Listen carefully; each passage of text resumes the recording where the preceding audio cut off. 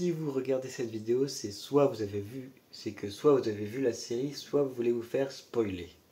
Bonjour à tous et bienvenue dans cette nouvelle critique. Aujourd'hui, on va s'attarder sur une série d'animation qui a beaucoup fait parler d'elle le jour de sa sortie. Et si je sors cette vidéo longtemps après sa sortie, enfin un mois après sa sortie, c'est parce que j'ai regardé la série un mois après sa sortie.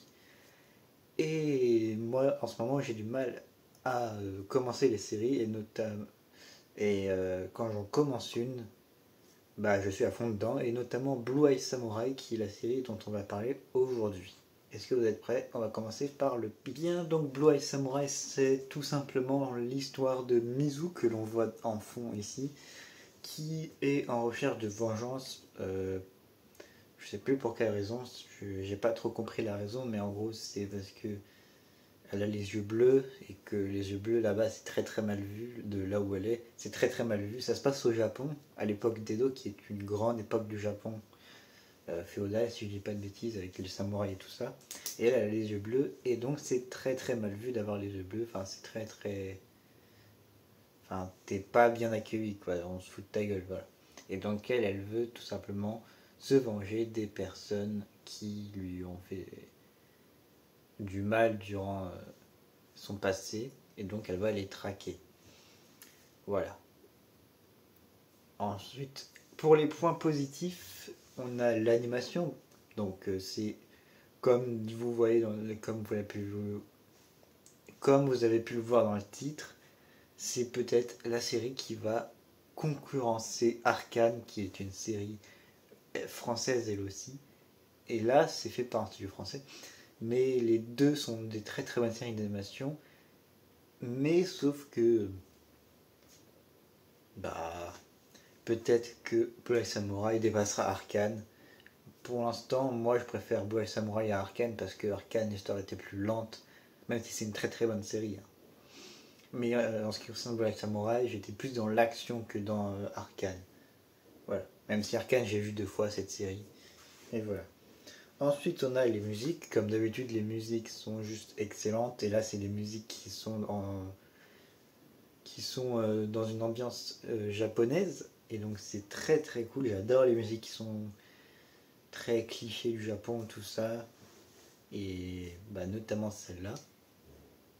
C'est Ami Doherty, je crois, qui fait la musique.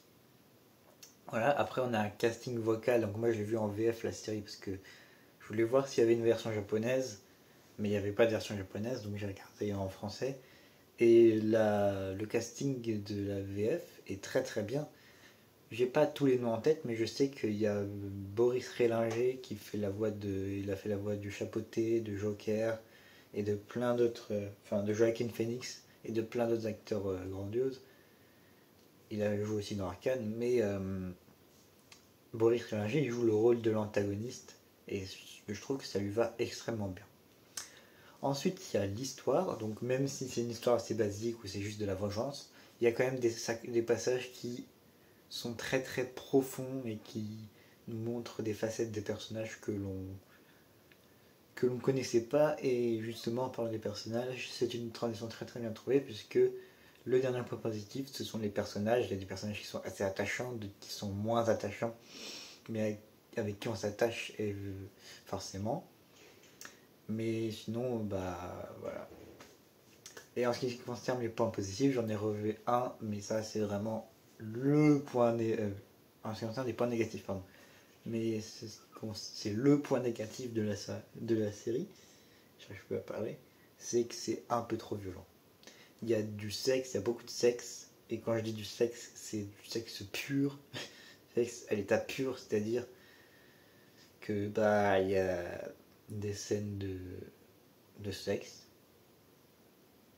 et c'est très très montré, c'est montré explicitement. Il y a des scènes extrêmement violentes où on voit par exemple un personnage qui coupe les doigts d'un autre, qui coupe le bras, tout ça, qui torture des gens, donc c'est très très très violent. C'est pour ça que si vous êtes petit, je crois que c'est déconseillé moins de 16 ans, si je dis pas de bêtises, 16 ou 18. C'est pour ça que si vous avez moins de 16 ans ou 18 ans, ne regardez pas cette série, elle est très très violente. Mais voilà. Mais moi, je vous dis, après avoir regardé cette série, j'ai eu du mal à continuer à regarder des trucs parce que c'était tellement bien que j'arrivais pas à trouver quelque chose qui était à la hauteur de cette série. Voilà, j'espère que cette critique de Blue Eye Samurai vous aura plu. Si vous voulez d'autres critiques d'autres séries, par exemple Arcane, dans lequel, enfin, la série dans laquelle j'ai parlé dans cette vidéo, j'ai pu parler, ou d'autres, bah, n'hésitez pas à me le dire, parce que il y a beaucoup de projets qui sortent en ce moment, même si vous voulez que je fasse des critiques de jeux vidéo par exemple. Même si je joue pas trop aux jeux vidéo, mais je peux regarder un let's play et vous dire ce que j'en ai pensé. Parce que si tu regardes un let's play, c'est un peu comme si tu joues aux jeux vidéo, puisque tu vois ce qui se passe. Mais voilà, et moi, enfin, je joue pas trop aux jeux vidéo, mais j'ai joué quand même à pas mal de jeux vidéo. Donc si vous voulez des critiques de jeux vidéo, pourquoi pas des critiques d'animés même. Les animés, là, je peux plus faire des critiques. Mais proposez-moi des nouveautés dans les critiques, voilà, parce que pour l'instant, c'est que les films et séries. Mais voilà. Et sinon, on se dit à la prochaine pour de nouvelles vidéos. Ciao.